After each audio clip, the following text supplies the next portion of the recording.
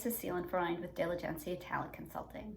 I've been very disturbed by what's been going on in our country over the last several days, and I decided that I want to help in some way, give back in some way that I can. So I thought the best thing that I can do is to do what I do best, which is educating adults. So in that light, today I'd like to talk about what unconscious bias is and what we can do to help mitigate it.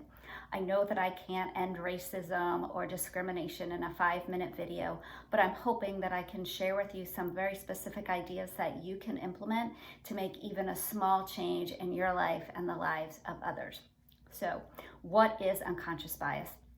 Essentially, it's learned behaviors and discrimination and judgments and stereotypes that we have about other people, and it's so deeply ingrained in us that we're not even aware of this bias. We do and we think and we act certain ways without even being aware of it, again, because it's so deeply ingrained in who we are. And these unconscious biases tend to come about in our formative years when we're very young children.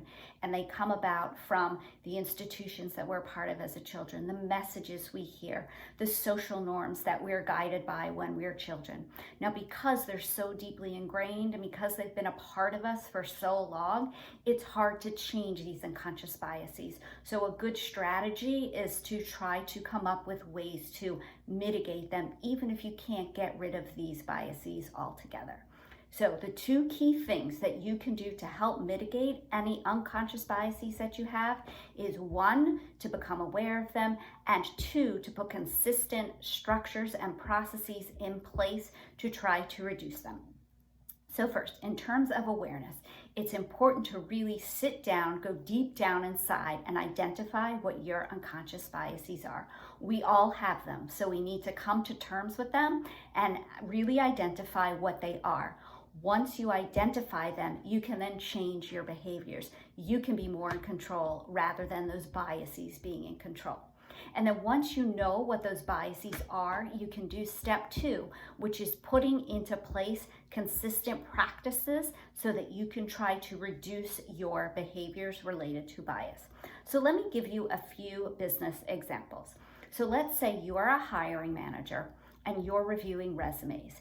If you have an unconscious bias against someone who has a foreign sounding name or a name that's ethnically different from your own, you can put a practice in place where you do not look at names on resumes when you're reviewing them. You look simply at people's experiences, their outcomes, and what they've achieved without looking at names, so you can bring in the most appropriate people for interviews rather than being influenced by your bias.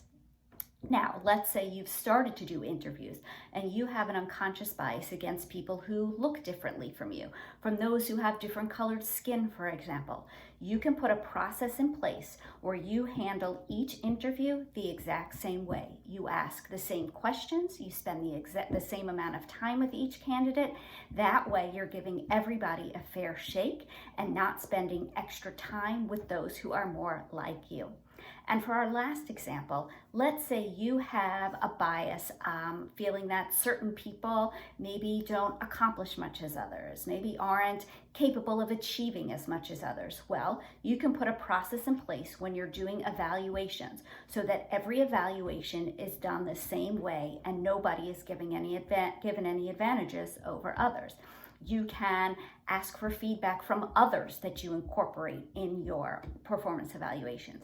You can compare all of the evaluations when you're done to make sure that you're not treating one person more harshly than others, and therefore you're being more fair and eliminating the bias.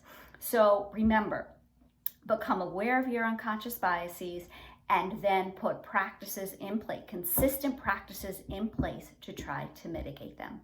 I hope I've shared with you some specific examples that you can implement right away to make a change in your own life and the lives of others. If you have any questions or you'd like to discuss further, feel free to reach out at risas@optonline.net. Thank you, stay safe, and be well.